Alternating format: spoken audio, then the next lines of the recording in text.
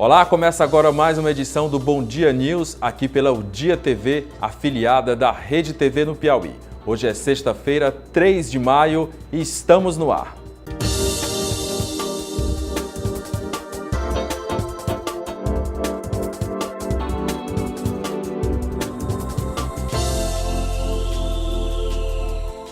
E a gente começa esta edição do Bom Dia News mostrando os destaques da versão impressa do seu jornal O Dia.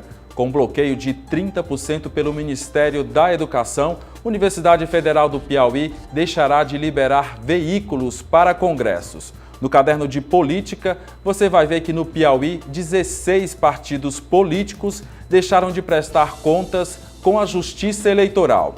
Você vai ver também no caderno de política que novo secretariado vai mudar a composição da Assembleia Legislativa do Piauí. Esses e outros destaques você confere na versão impressa do seu jornal O Dia, que é líder em credibilidade.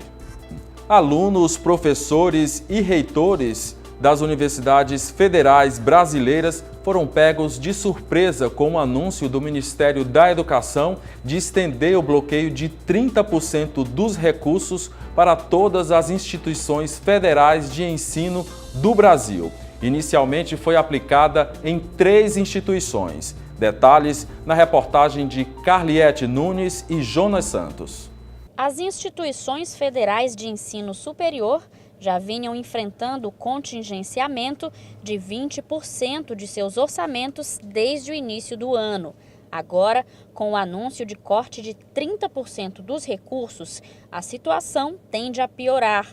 O reitor da Universidade Federal do Piauí, Arimateia Dantas Lopes, disse que a instituição ainda não foi notificada sobre a decisão do MEC, mas que a UFP já tem uma ideia de onde haverá corte de despesas. Nós já decidimos algumas medidas a serem tomadas. Por exemplo, o corte dos celulares institucionais, todos os celulares usados pela administração superior, a partir de maio agora não vai ser renovado. Nós decidimos também, com relação ao uso de veículos, nós não iremos liberar veículos para eventos, para congresso. Os veículos serão liberados apenas para as aulas de campo, para cumprir nossas obrigações com relação aos currículos dos cursos, para que não tenha nenhum prejuízo com relação às aulas, mas infelizmente não tem como a gente atender as demandas para congresso. E também vamos ter que fazer um ajuste com relação ao pessoal terceirizado.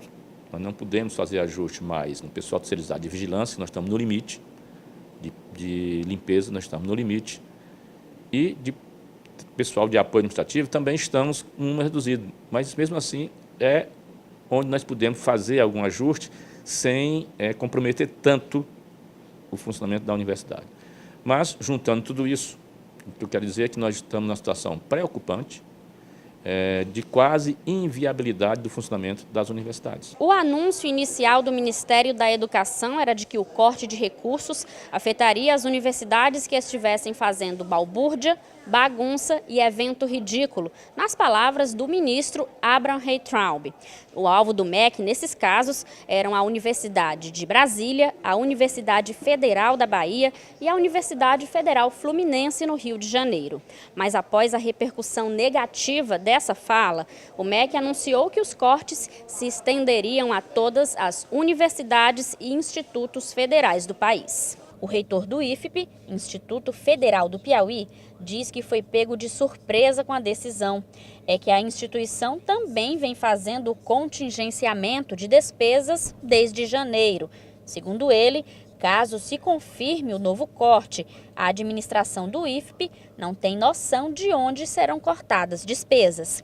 Ele também criticou a política do governo de fragilizar a estrutura das instituições de ensino superior. A educação nesse país nunca foi um projeto de governo prioritário. A gente sempre viveu às margens de quê? Do que for possível fazer, mas nunca foi prioritário. Então a gente está vendo nesse momento se concretizar uma situação que para a gente é preocupante. Porque nós temos uma estrutura de funcionamento hoje, a rede federal, de um modo geral, mais de 600 unidades no Brasil. Então, é a presença da educação de qualidade em locais até antes não imagináveis. A gente não pode, em momento nenhum, aceitar que essa percepção seja de cunho ideológico. as áreas humanas, elas são importantes. Você tem a engenharia, você tem as outras áreas, sim, mas você não pode prescindir de áreas que levam à criticidade, levam ao questionamento. Você não pode imaginar uma sociedade toda ela formada de robôs, de pessoas que vão dizer amém a tudo.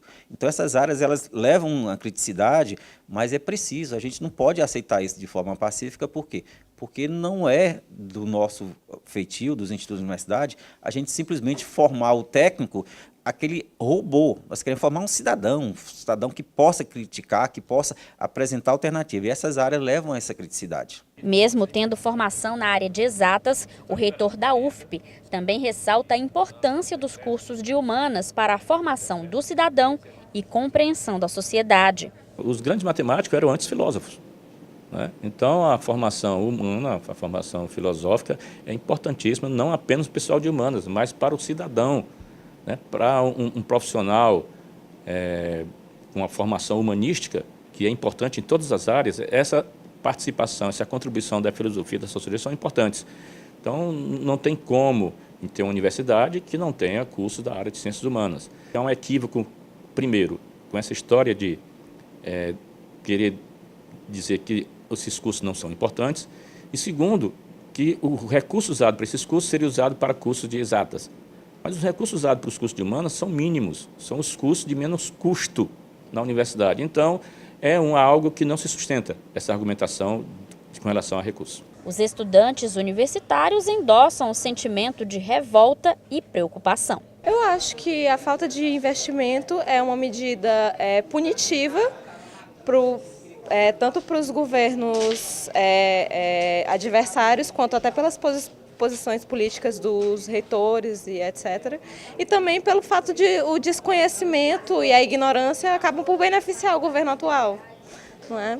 E nos prejudicando, ele se fortalece, aumentando a falta de consciência dentro das instituições. Revolta, né? Porque a gente sabe da importância da educação em todos os meios que a gente vive, e os cortes justamente nas áreas de humanas, ela é extremamente prejudicial porque tira a capacidade das pessoas serem pensantes, né? Como se a gente fosse só pessoas calculistas que precisasse de coisas imediatas, como a área de engenharia, essas coisas, que nem isso está sendo tão imediato assim, um retorno. O investimento na educação já é pouco, ele já quer cortar verbas. E para quem passou o dia na Universidade Federal, a gente já tem uma situação já um pouco precária, então com baixo investimento só piora.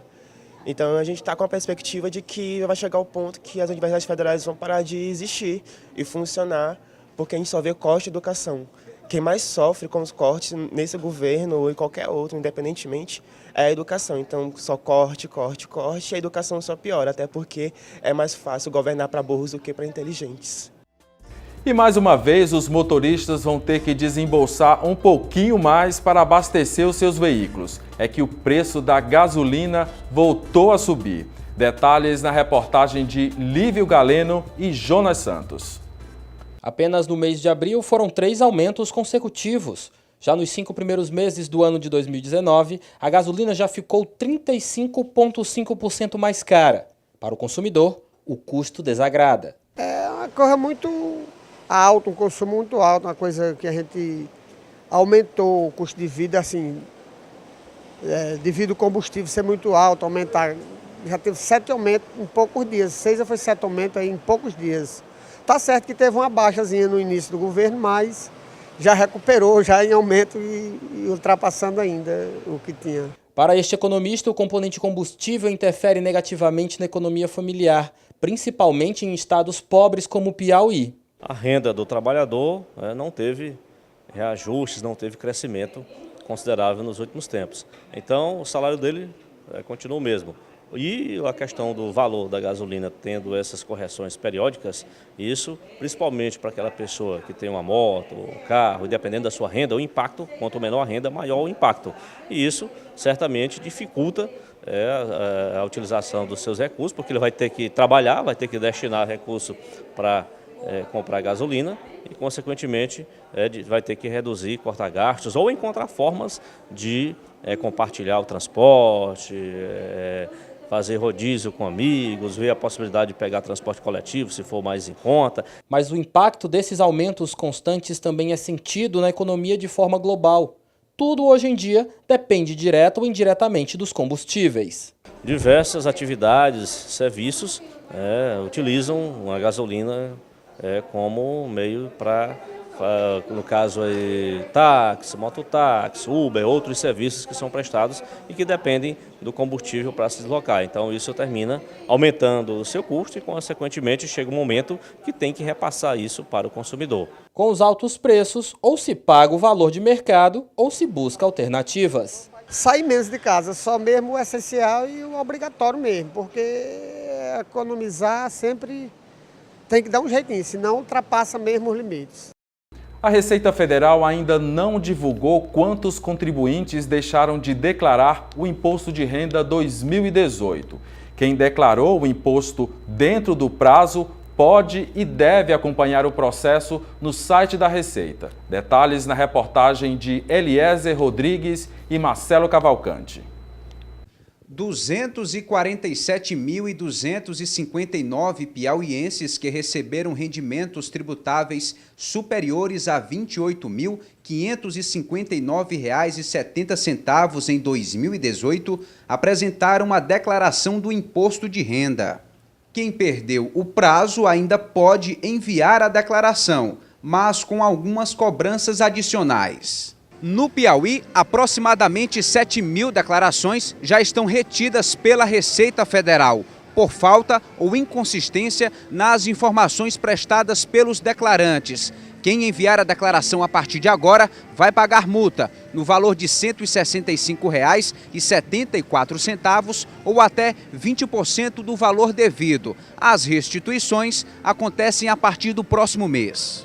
Terminado o prazo das declarações, a Receita Federal passa a oportunizar durante todo o resto do ano aos contribuintes que cada um que fez a declaração possa eventualmente, já regularizar aquela pendência que tenha, aquela divergência que tenha sido verificada. A Receita não costuma afirmar que a declaração está em malha ainda durante o ano ou exercício da entrega. Aquele que eventualmente está com pendência, com divergência, tem ainda a oportunidade, até dezembro, de regularizar essa sua declaração.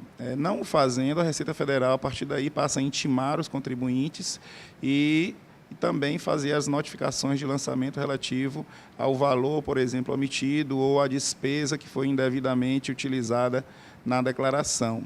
O delegado da Receita no Piauí explica que o órgão tem o prazo de 5 anos para averiguar os processos e lançar nomes na malha fina em caso de necessidade. Por isso, cada contribuinte deve acompanhar o resultado da declaração no site do Leão. Muito importante para aquele que declarou que ele agora se preocupe em verificar o resultado da sua declaração. Você faz isso mediante uma consulta que está disponível na página da Receita Federal, do extrato do processamento da declaração. Esse serviço se denomina Meu Imposto de Renda e ele dá acesso ao extrato e o contribuinte já tem acesso à eventual divergência que tenha sido detectada pela Receita Federal.